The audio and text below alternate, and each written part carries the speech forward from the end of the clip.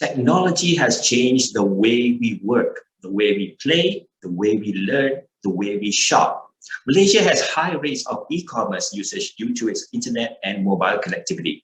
As of August 2020, approximately 50% of the population, or 16.53 million people, are active online shoppers. And 62% of the mobile users use their devices to shop online.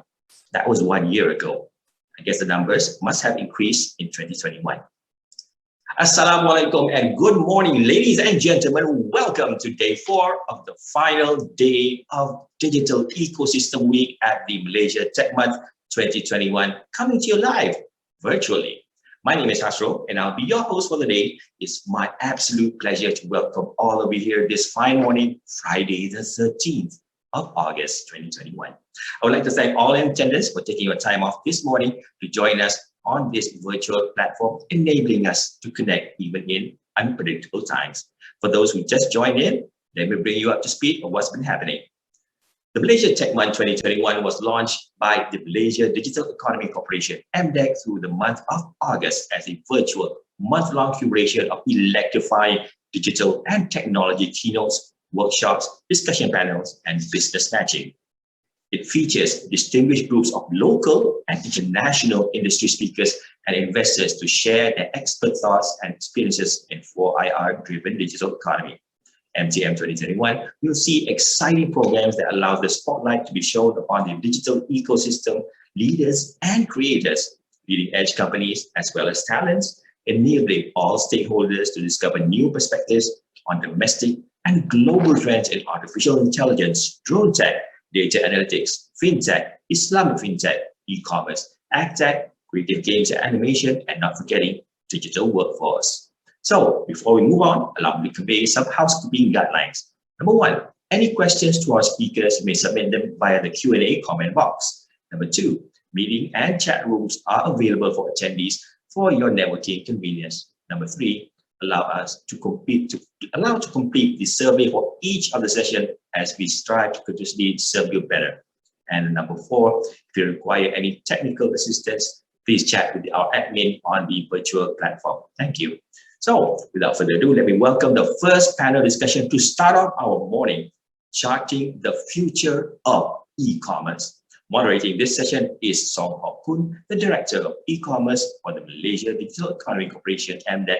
He's also entrusted to further galvanize e-commerce as a key driver to accelerate the growth of the Malaysia digital economy by the formulation and implementation of the National E-commerce Strategic Roadmap, NESR, a collated effort of ministries, government agencies, and leading e-commerce stakeholders. Okay, everyone ready? Over to you, Koon.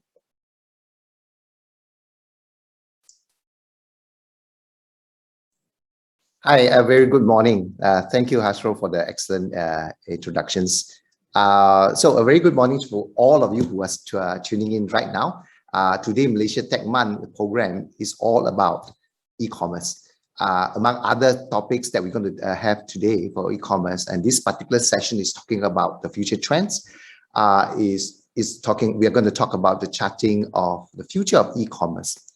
And we're going to touch on a few topics. We're going to talk about market trends.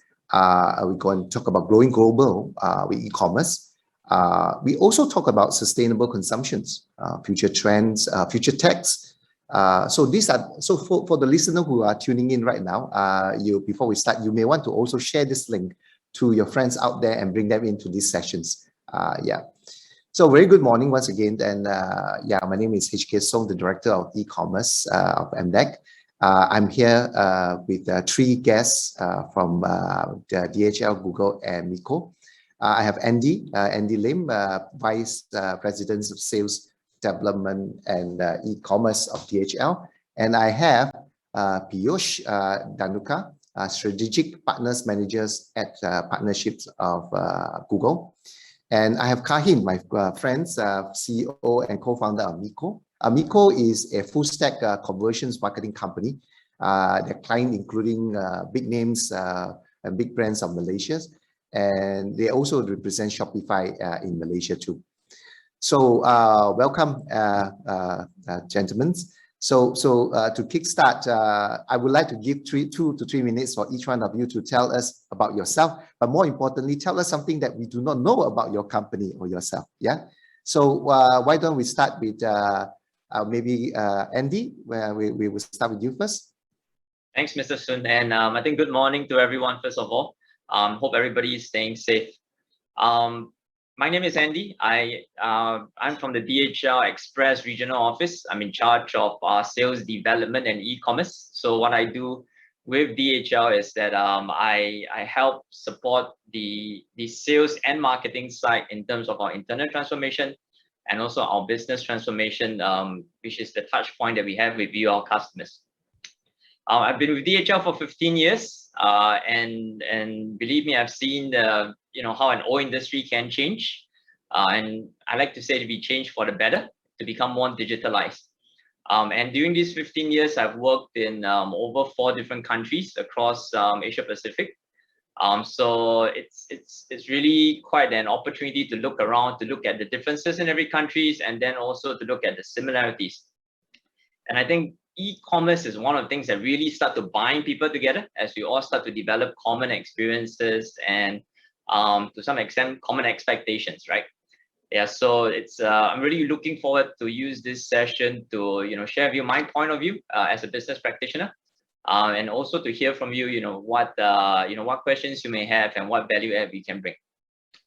One thing you may not know about DHL, we are a German company, but the D in DHL does not stand for Deutsch, or which is a more common term we understand, we call German, right? Or Germans. DHL stands for Delcy, Hubon, and Lin, which is the names of our founders. And another fun fact that you may not know, DHL is in over 220 countries. We are actually in more countries than McDonald's is in. Yeah, so every country you go in the world, you should be able to find a DHL. Thank you. Yeah, certainly your color scheme is quite similar to McDonald's. So yeah. Of course, yeah. So what about Piyush? We certainly know who is Google.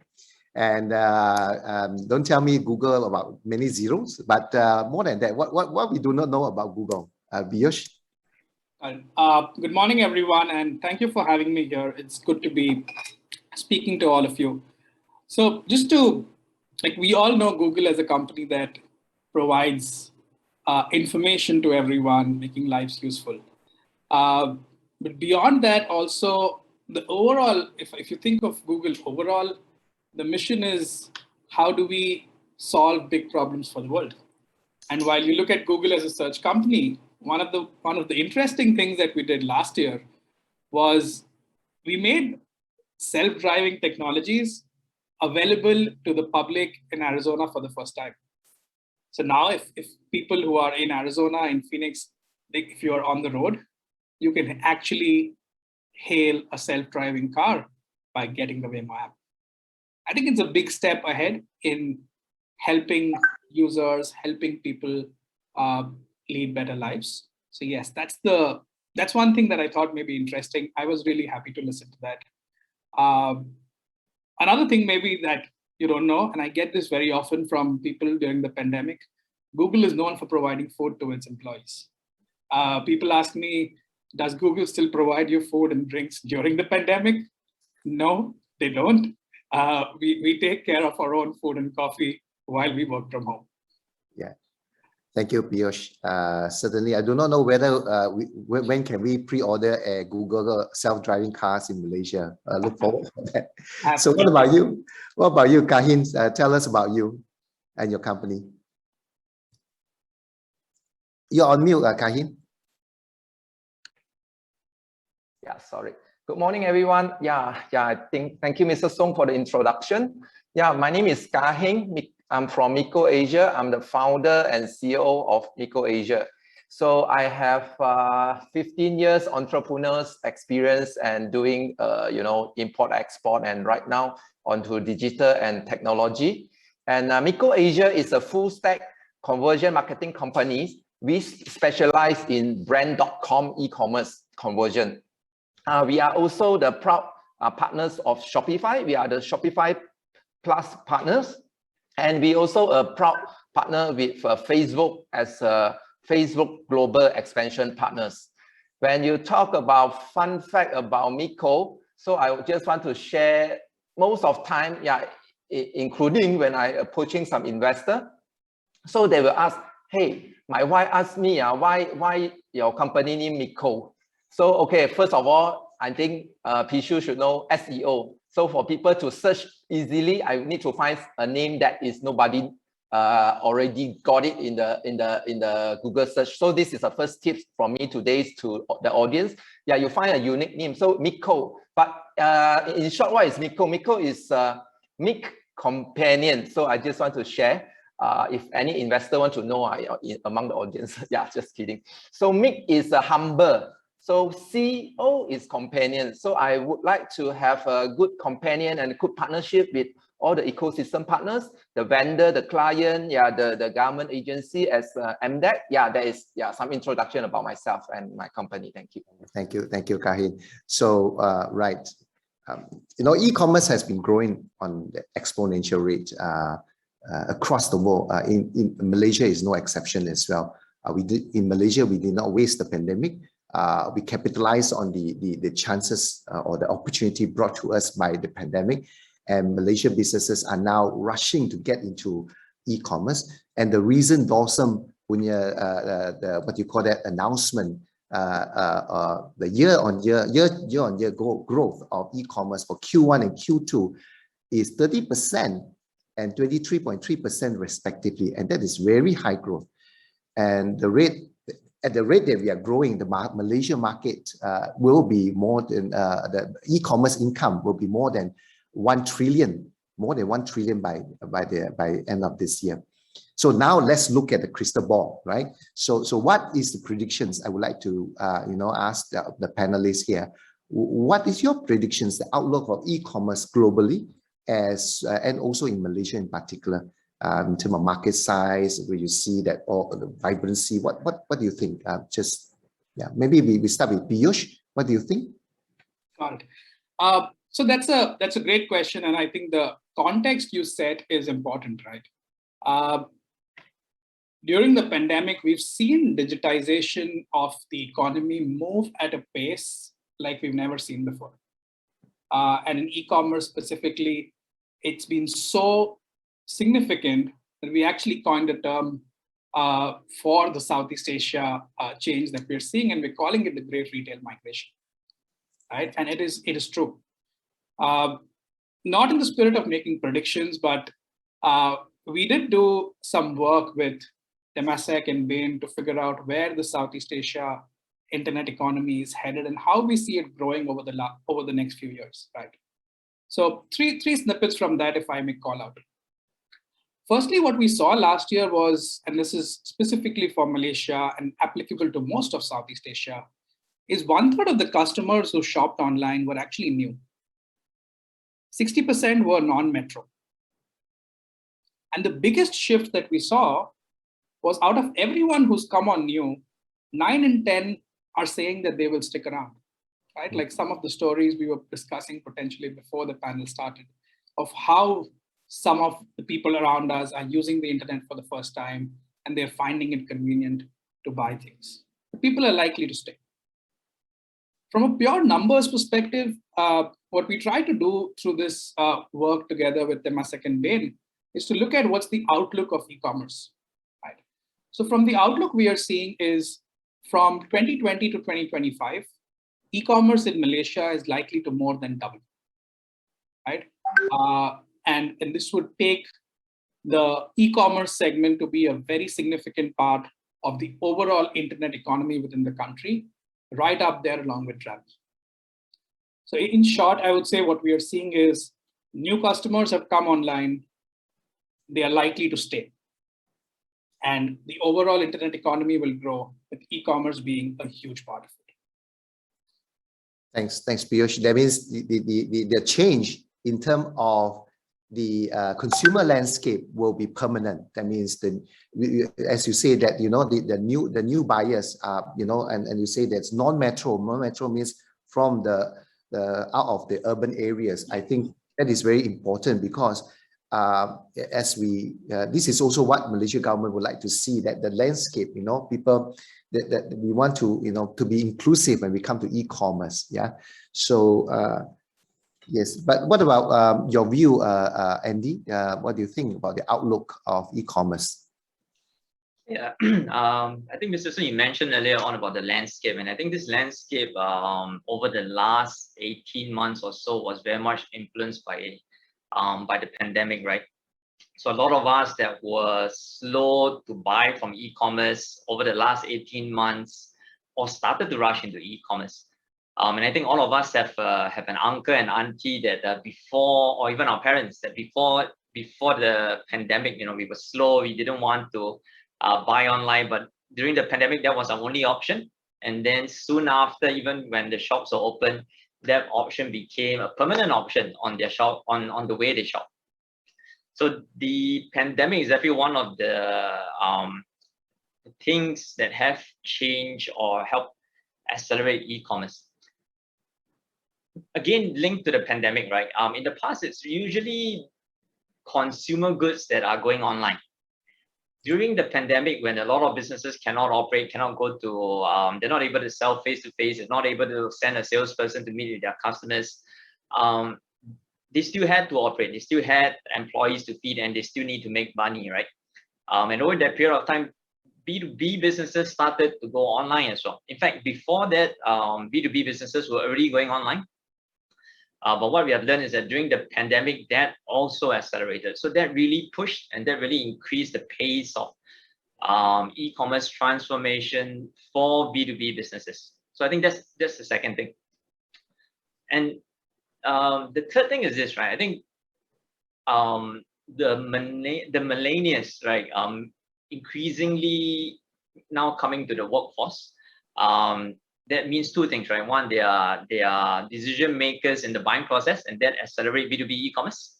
At the same time, their income powers have also increased, right? The millennials are now getting into their 30s, right? They're having more money to spend, and they are, a large part of their growing up years was spent online, Facebook, Instagram. So they're very comfortable with the digital space. And these people who are so comfortable with the digital space and yet with more spending power are now given so many options online. So they typically just end up spending more money. Right. So I'm not going to go into forecast, but I think these three things alone will definitely be helping us to see e-commerce boom generally across the globe. Closer to Asia, right? Closer to Malaysia, closer to Singapore. I think one of our closest neighbors, Indonesia, is now the fastest growing middle class income in Southeast Asia. As Indonesia middle class grows, right, cross-border e-commerce opportunities is going to increase around Southeast Asia. Right, they're going to buy more online. They are going to look for options outside of Indonesia.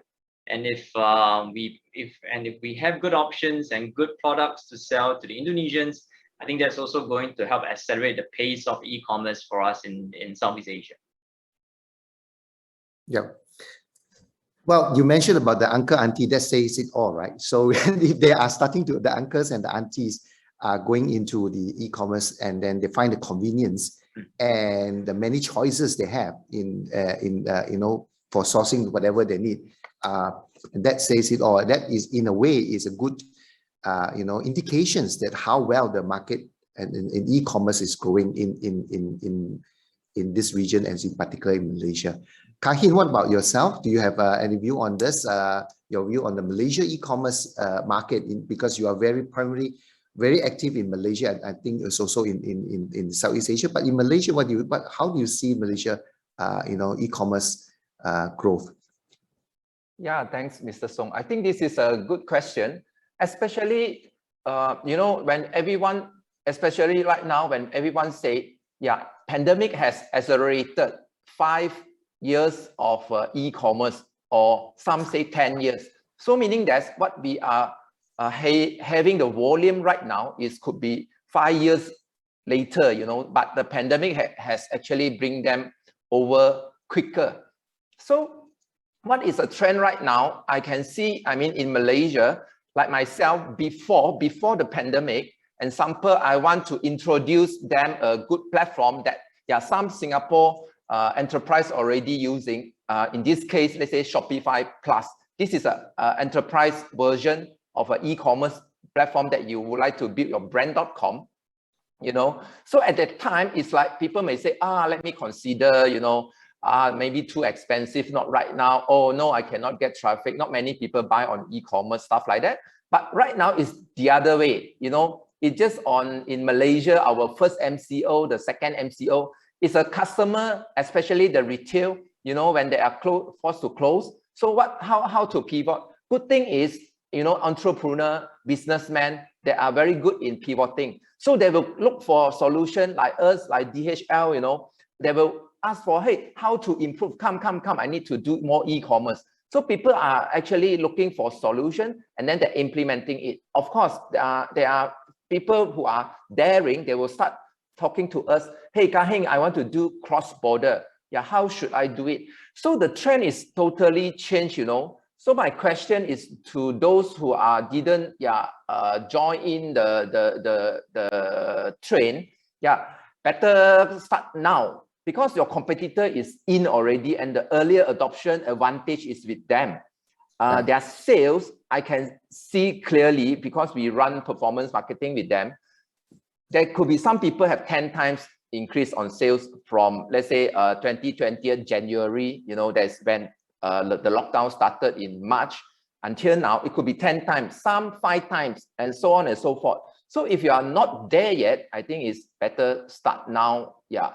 I'm sure about that because I myself have noticed that whatever 5 years plan for their e-commerce, the journey, 5 years plan has become a 5-day plan. Everyone is rushing into it.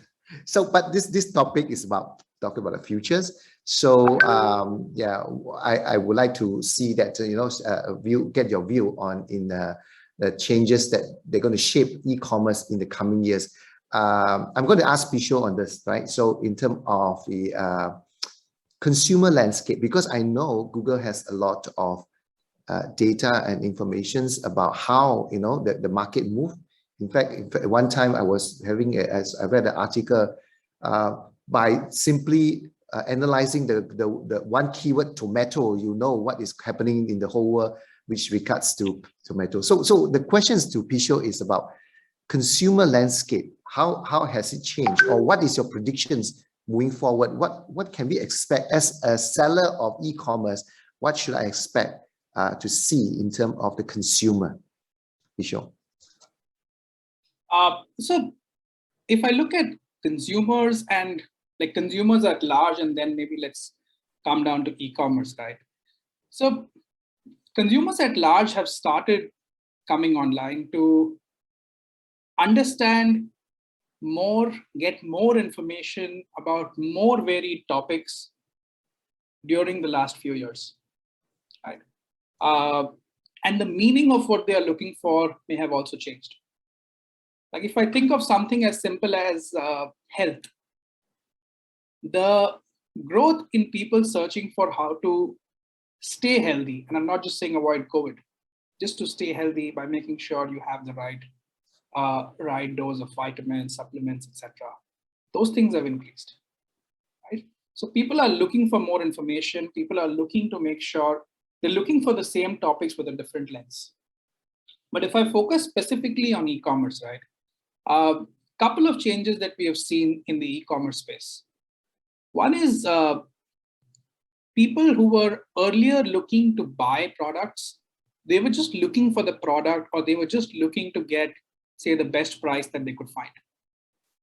With the growth or the maturity of e-commerce now, we see more people also looking for other value-added services.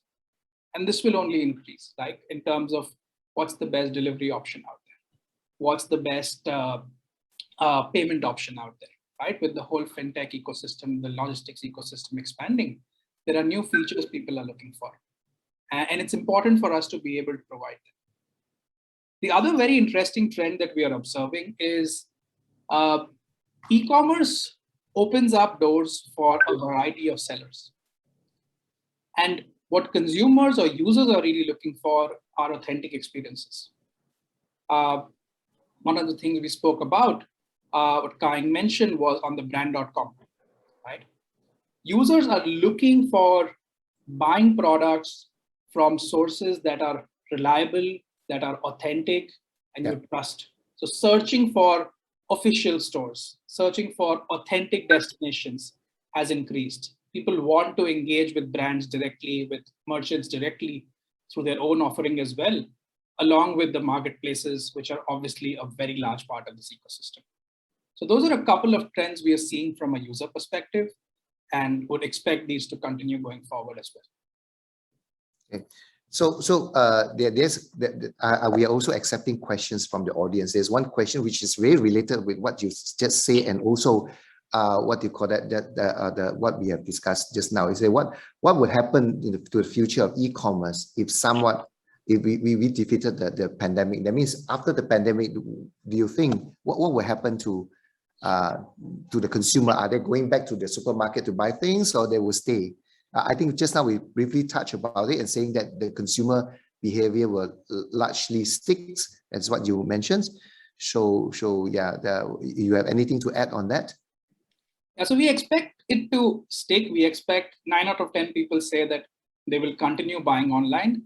Will the basket size remain the same online, increase or decrease? Honestly, that's anyone's guess, and let's see how that goes. But to me, one important shift that's happening is the role of the digital medium or e-commerce. So before the pandemic, there was a trend for companies to think about, let me make my store an experiential place, so that if someone wants to physically visit my store, they can experience my products, see what it is, feel them, etc.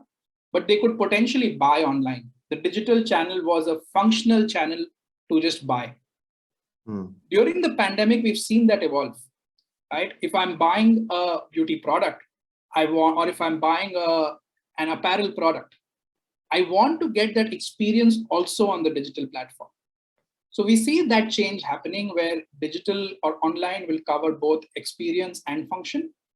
And we do expect a large portion of the e-commerce change to stay and potentially even grow. So that's what I would add to that. Yeah, thank you. I think that's so true. Yeah, so the other thing I want to talk about is logistics. So logistics and e-commerce, they are brothers and sisters for me.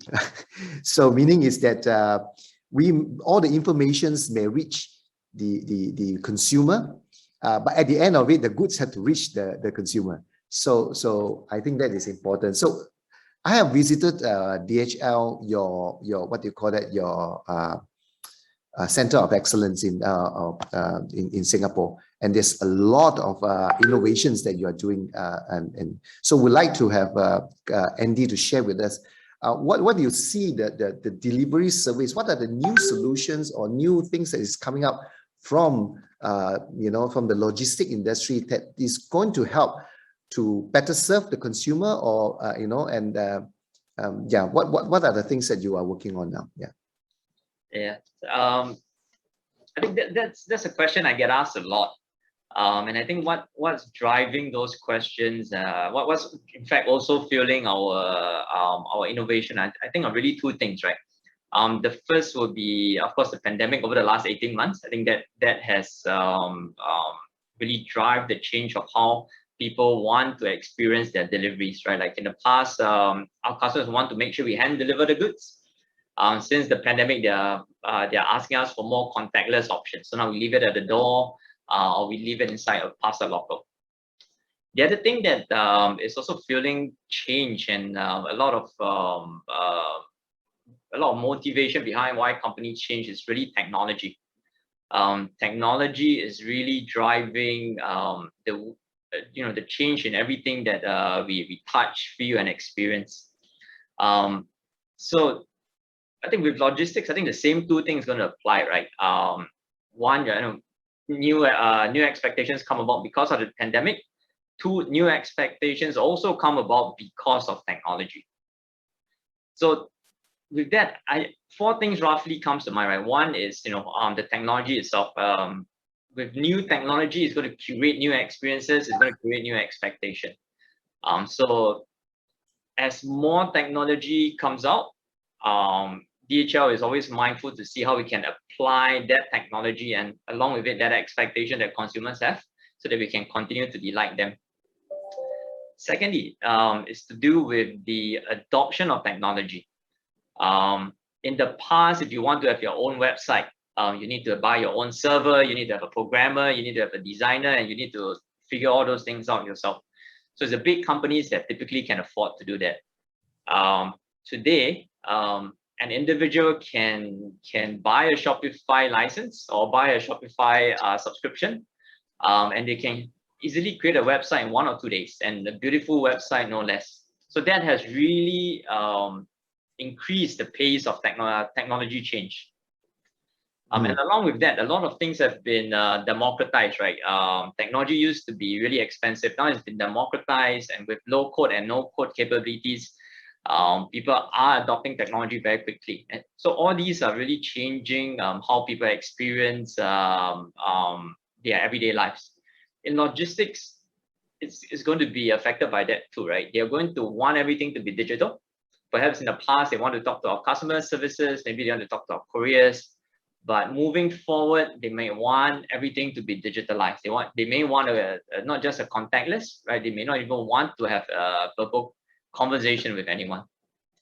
So in the next couple of years, I think you can expect DHL to be looking for ways to create equally effective, but yet more delightful experiences in those areas. I think a few examples that I can share, right? One, I think with the pandemic, a lot of deliveries have, or rather the amount of deliveries that making have gone up. To be able to cater to our customers and give good experiences, we have to reduce the failure rate, right? Because as the number of shipments go up, we have to ensure that the number of failures come down.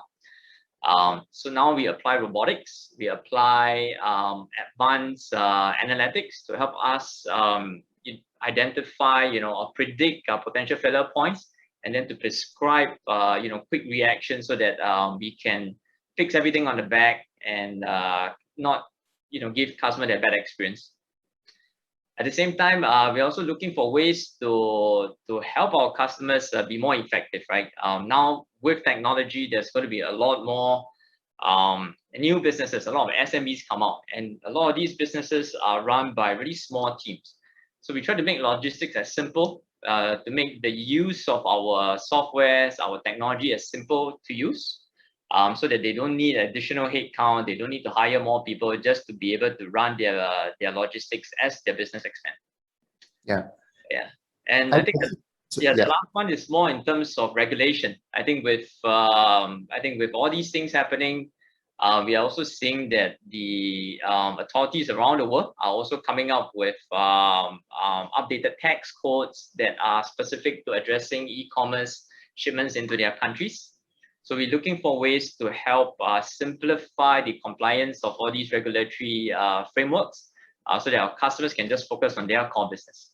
Yeah, I think that's also so true. Yeah, so in Malaysia, we are working on some of those things that you have mentioned, and there's some very important key points or key phrases that you mentioned just now about seller is also getting smaller. So in terms of they are no more like a big B2B selling, a B2C selling, but they are smaller. What do you call that, seller, and then you need to cater for that, and that is so critical. And nowadays you are not just need to satisfy the seller as also the buyers, but more important, you need to delight them as well. You make them, you really surprise them, pleasantly surprise. So yeah. So another maybe I would like to ask Kahin on this particular subject is when people go on e-commerce nowadays, most of the time we go on the marketplaces like the usual Shopee, Lazada, and these are the marketplaces that some local one as well. That is the usual typical, because they have ready what you call buyers. So that is the current trends now. To get on board and quickly sell.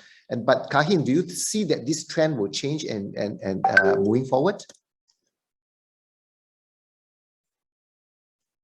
All right, good question. Because that is actually one of my points that I want to bring up to the audience, the brand building challenge. I mean, if you want to build a brand.com, as what we can see is the huge challenge is from marketplace. However, as the data show, the consumer behavior has changed, like Piyush has just mentioned. The brand.com is the place that you can get your authentic, direct to customers relationship, and customer will appreciate that, that they want to find the brand store. And sample, even you buy from marketplace, sometimes I also look for the brand direct store, so stuff like that. So meaning that why I buy from the brand store at the marketplace? Because I know the brand. So from here, you can see the insight, that you have to build your brand.com as a discovery funnel where people should find you from your brand, is not from the marketplace. Because especially if you are a trading or wholesale company that sell multiple brands from other countries or local brand, then you need to make your differentiator. So how are these differentiators work? So mainly is your services, your not just your pricing. Marketplace is much, I mean every seller know it's a price driven, it's for me, I call it a red sea. And I like to always tell my customer, hey, when you come to me, you must remember I am anti-marketplace. So just kidding. Yeah, so I want to build you a brand.com to make more variety on the online. If you search on the online traffic right now, compare marketplace, let's say, to a big brand. I just give an example, bookstore, let's say MPH, Malaysia bookstore. Yeah, you can see the traffic is huge over there. And another thing is example, Big Bad Wolf, Book Access, both are actually my clients, So when the search, the search traffic, if you can compare, like go to any tools to search it, their traffic is quite huge compared just to marketplace before, the prior the pandemic. So what I want to say, the e-commerce is a competition between not just competitor to competitor, brand to brand, but it's also to the marketplace. And one thing come back to the differentiator, fulfillment. Fulfillment is very important. The same day delivery, when you cross border, how are you going to do your warehouse? You would like to have some pick and pack warehouse in example, Indonesia, or you would like to ship from Malaysia. So, or in Singapore, you would like to set up a warehouse. Stuff like that is very important. And of course, if you deal with people like DHL, they will have their own fleet. This is not say I praise DHL, although we are partners. I really have my experience. I will send a parcel into Singapore during the first lockdown. I use X brand. It took me 2 months, never reached there. Then they lost my parcel, and then I try again with DHL. Then I call my DHL buddy, hey, do you fly Singapore now? They say, oh, we have direct flight. They receive it in 3 days. Just imagine as a consumer yourself, how fast you want to receive your goods. Just a simple question. So that's important to optimize your fulfillment, your operation, optimize your payment to meet the local payment gateway, and to also localize your content, your website, your experience of customers. That's for me. Yeah, I think Kahin so truth on this part, right? So I think it's easy to go online to sell on those marketplaces. Simply the onboarding process is very simple. But ultimately, I think like any brand owner, they would like to have their own store. But I think eventually you can easily, like you say, that to build your own brand, your own content, you can customize your user experience or your buyer experience if you have your own store. But that is a journey that everyone needs to take. But having said that, I must also say, give credits to those marketplaces. They also cater for the masses. So they also help, people to quickly go on board to sell. So I think, I believe they will also evolve one day. And then they will also provide those kind of experience. But having said that, ultimately, like any entrepreneurial dreams is to have my own store, have my own, I just can share with you what one of a very famous e-commerce store in Malaysia, which is Hing. They have a very good their own online store, but then they still have their other out channel as well. Now, the next things I want to talk about is about cross-border e-commerce. So because I think, I believe if you go on e-commerce, ultimately, buyer buy from everywhere, and you as well can sell to everywhere, right? So I always promote when we start on e-commerce, you should think about cross-border e-commerce, simply because one of the things is Malaysian market is rather small, and then we should take at least Southeast Asia as local market. You should think like this. Southeast Asia is local for us Malaysian. So I think cross-border e-commerce is very critical. So but saying it's easy, go e-commerce, go cross-border, but we have a lot of concern. Like for example, cross-border procedures. What are how do I clear my goods? How do my goods, how they reach my consumer or my buyers in the overseas? And then and how do I know the consumer behavior in for example in Indonesia? So how do I know all these things? So yeah, like I say, so I like to zoom in this topic. So Andy, logistics is always the number one concern when it comes to cross-border e-commerce, and I know DHL has a program called Go Trade. So how can DHL help me? Yeah, I think that question is almost on the minds of every e-commerce seller, right? How do I expand the size of my market? How do I get more people to see my site? How do I sell to more people? So to be honest, I think the delivery is actually the easy part, right? Because if you work with a partner like DHL, and Kahin, thank you for your endorsement earlier as well. But if you work with a partner like DHL, we can make the delivery to over 220 countries, something that you don't have to worry about. But before you can sell to those countries, you have to think about how you market that. How are you going to make your site visible to the buyers in that country? How are you going to compete with the other sites that those buyers in that countries are looking at? How do you know their preferences? So in that respect, I think it can be pretty challenging, I must say. But at the same time, I think there's also a lot of information online, and I think thanks to our friends from Google, you can find a lot of this information there. And also thanks to companies or enablers like Kahin, they help to simplify and streamline the market opportunities for sellers, making it easier for them to decide which market they want to penetrate. And I'm sure they can give good advice on how to get there as well. And I think Kahin earlier on alluded to payments and consumer expectations being different in different markets. So I think that part that part is something I think all sellers need to take note of. The other part that is increasingly important is the downstream area, right? The regulatory areas. Over the last 2 to 3 years, I must say more and more countries are coming up with updated guidelines and regulations on e-commerce imports into their country. Increasingly, we see two things. One is the true value declaration of the goods. The second thing is about the person buying the goods, right? They want sellers to know our customers, or they're expecting sellers to do a KYC to people in their country that they're selling to. So these two things can be fairly difficult to navigate because each country will have a slightly different regulation. Using true value declaration, for example, right? Different countries have different tax codes. Different countries are going to apply their tax codes differently, not just in terms of the percentage tax, but how they tax. Some of them, like Singapore, right? We are generally duty free, so we only charge GST.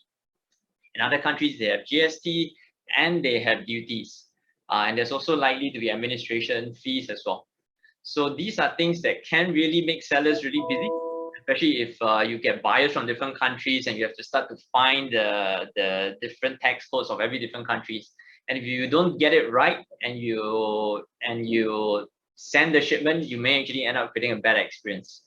So I think those are areas that I think DHL is looking at ways to help take away the headache from merchants, right?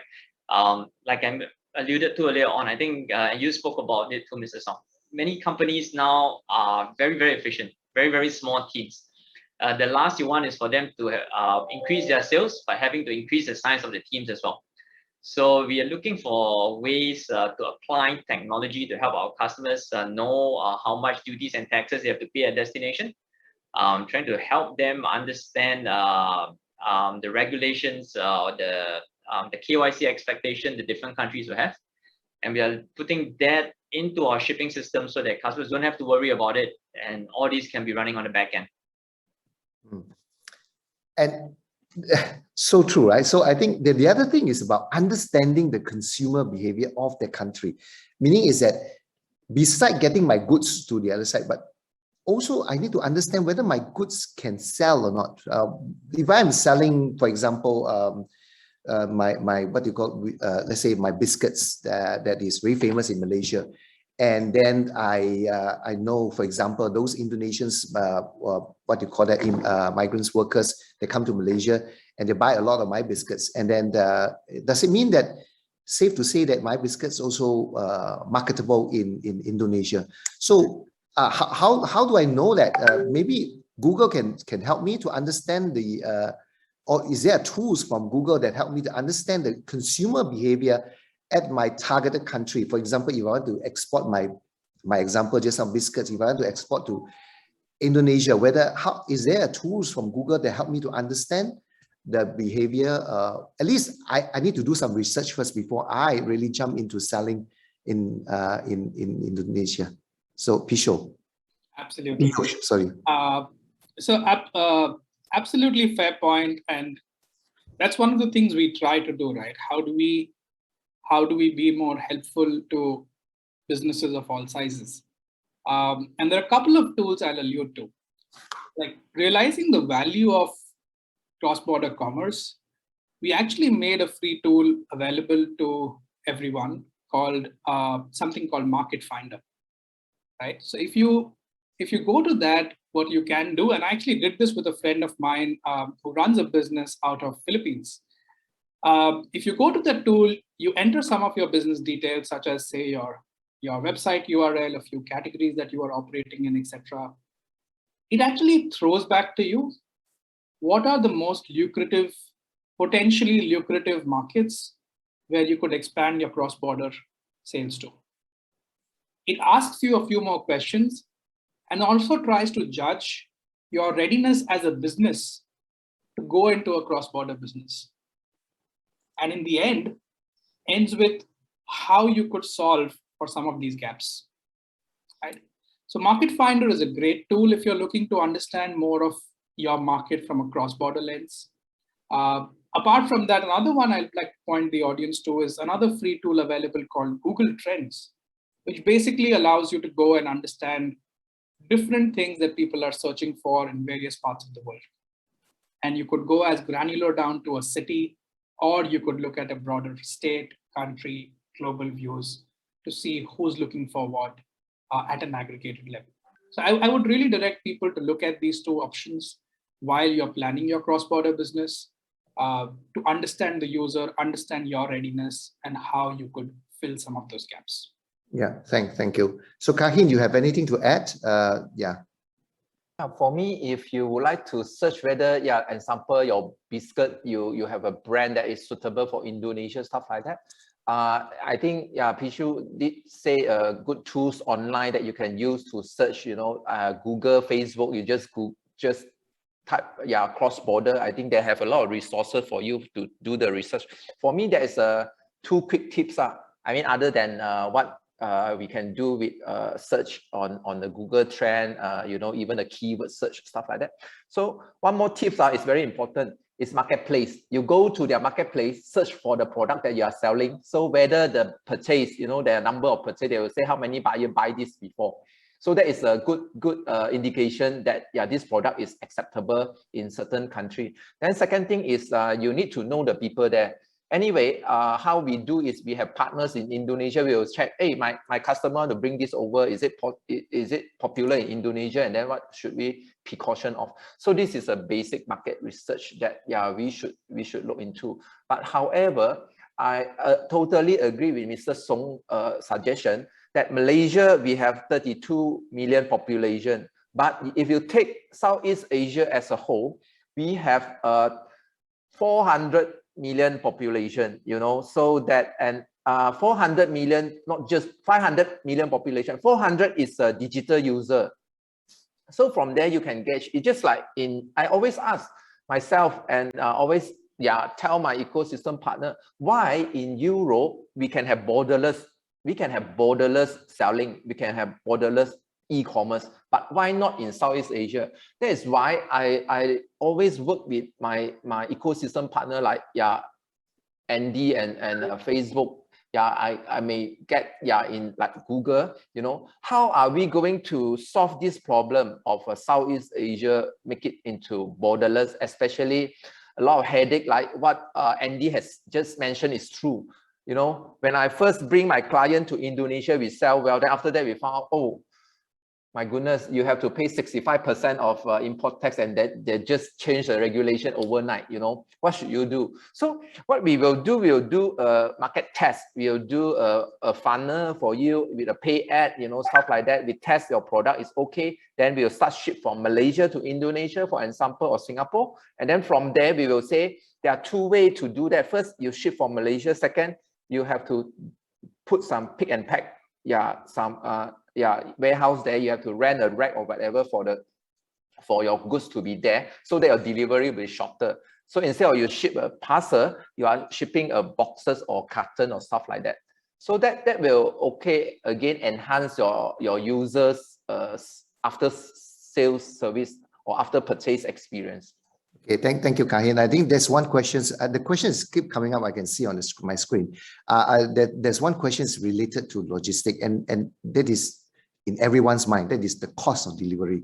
So, Andy, do you see that that how should the seller, especially those micro sellers or the small seller who's selling the what they call small ticket items, tackle this or this cost issue of delivery? Do you have any tips for them? Yeah, I think there's quite a couple actually. I think one is bundling, right? A lot of sellers today take advantage of the either by creating a bundle to sell, or they may put on the website that spend over $50 and get free deliveries or free express delivery, free next day delivery. I think that's one technique people use. Two, we see it more common, to be honest, more in Europe and the US and on this side of the world. They like to hide the delivery cost and the cost of the goods. So say the goods are $50, right, and shipping is $20. Instead of saying $50, pay $50 for the goods, pay $20 for the shipping, they just say that get free shipping for this good at $70. So that way consumers feel like, okay, I'm buying something for $70, and because I like it, I think it's worth $70, and I'm getting free shipping. Versus if you say, I'm paying $20 for $50 goods, so I'm paying almost 40% for shipping, right? Then that kind of changes the calculus of the buyer, and at times, that results in an abandoned cart. Yeah. So I think these are the two most common tips that we see sellers applying to sell their goods. Okay, thank you for, I think if there are more questions, please send in. Also, you can get contact to the panelists here. But I have one last question. I'm cognizant of the time, but this question I need to ask. The reason why is we're talking about the future. And then, every time I get the delivery for my goods, I always look at the plastic bags and the plastic packaging. So how are we going to tackle this, what they call, this issue, environmental issue moving forward? And I would like to invite the panelists here to at least look at this. Like, for example, I know DHL, you have this Go Green. You embark into this journey. Will it make what they call commercial sense for company or businesses to embark into this so-called environmental conscious or sustainable consumption. So I would like to have some view from the panelists here. Andy, you want to start first? Sure. I think IPCC just released a report, I think on Monday, right? And I think it's saying that if you don't do anything about it, the global temperatures in the world will go up by 4.5 degrees by 2050. And that's going to be alarming because all of us is going to be affected. So I think that that should be the number one reason why we think about sustainability. The second reason, right? I think sometimes as businesses, we are driven still by capitalism. If people don't buy our goods, I think that's going to influence our change or influence how we make our decisions about sustainability. We are seeing this trend more prevalent over the last 24 months, to be honest. We see more and more people wanting to buy goods that are sustainable or sustainably sourced or are ethically produced. And likewise, I think they're going to expect at some point in time their logistics provider to be, a net emitter to carbon emissions. Yeah, so all these are going to be, something that's going to affect sellers more and more in the coming decade. And I think it's something that we all need to think about if we want our businesses to continue to grow. Yeah, what about you, Piyush? Did Google see this trend coming that moving forward, the consumer are very much more, environmental conscious, and then they want to play their part, and how businesses should react to this? Absolutely. We see a huge shift in users connecting with brands that have a message that talks about a social cause, environment being one of the leading ones. Right? You look at brands like Adidas, talk so much about the environment, about how they're making sure that they are bringing sustainability into everything we do. So definitely at the center of people's minds. It's also at the center of our minds. At Google, we've made a commitment to be operating on carbon-free energy by the end of 2030. We've already been carbon neutral for over a decade. And apart from just ourselves, right, we do share a lot of our understanding, our technology with our partners as well, right, to enable sustainability at a broader level, especially, for example, like you're talking the e-commerce sector. So that's primarily what we try to do. I think so true, right? I think so. E-commerce moving forward is going to be one of the way we shops and how we consume. So in order to be sustainable moving forward, I think we really have to be responsible on how we shop, how we get our goods, and we really like you say that just now the panelists have mentioned that moving forward the younger generations who come on board to start consuming, they are very much conscious about this. So Kahin, you have anything to add?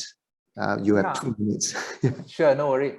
Just a quick one, because I have my client in Taiwan that they share with us how Taiwan are doing on this sustainability resources on the recycled plastic, stuff like that. So example, the brand engagement is very important. So there is a brand that telling them, if you put this plastic that is delivered to you, you put it to my collection center of a recycle boxes or whatever, which in multiple towns, then once you drop, you will get the QR code, then you scan the QR code, you got certain points, loyalty points, stuff like that. It will encourage especially the young people that will do extra effort because, hey, I can just put this plastic onto here, and then they reward me. So stuff like that is using a technology, how to connect, make stuff like this become your branding, Then with technology, you're solving how you reward your customer with their effort, extra effort on sustainability. Yeah, thank you. So I think e-commerce is, like it or not, is here to stay. It's moving forward. It's going to be more intense. Competition is more intense. But then the good thing is the opportunity is also there. At the end of it, all of us is up here, is our resources is up here. That means how creative we come up with a business model, how we serve our customer better, all this, it will be a very exciting journey. So I thank you all the panelists for sharing your thought. We have just ended just coming to the end of our sessions. And thank you very much to everyone of you. Thank you. Yeah, back to you, Hasro. Thank you, HK. Thank you to all our panel members for that engaging and interesting discussion to start off this morning with those generous, easy to apply tips, opportunities, growth, and future of e-commerce in Malaysia and globally. Thank you again, gentlemen. We'll now be moving forward to our next session of the day. We'll begin very shortly, so to attendees, do click join session and also complete the survey after each session for us to continuously serve you better. See you in a bit.